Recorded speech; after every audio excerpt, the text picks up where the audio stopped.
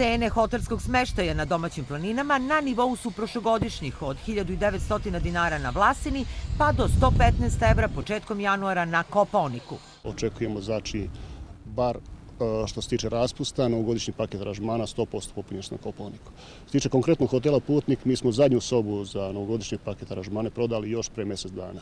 Hoteli na Tari već su puni, a tako će biti do kraja školskog raspusta. Omorika je renovirana, a ski oprema servisirana.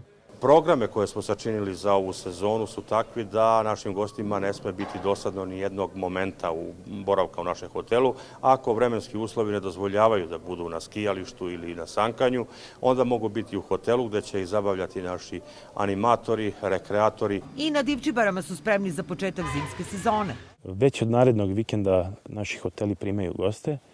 Za novu godinu prodali smo 70% kapaciteta i očekujemo uspešnu zimsku sezonu. Kopaonik i Zlatibor od ove zime imaju nove žičare. Sva skijališta Srbije su sada već pokrivena sa znatnim brojem topova za veštačko osneživanje staza, tako da i ukoliko ne bude bilo dovoljno snega, mada početak ove zime ne kaže baš tako, ukoliko ga ne bude bilo, sa veštačkim snegom biće pokrivene sve staze i svim skijašima će biti moguće da uživaju u snežnim čarolijama.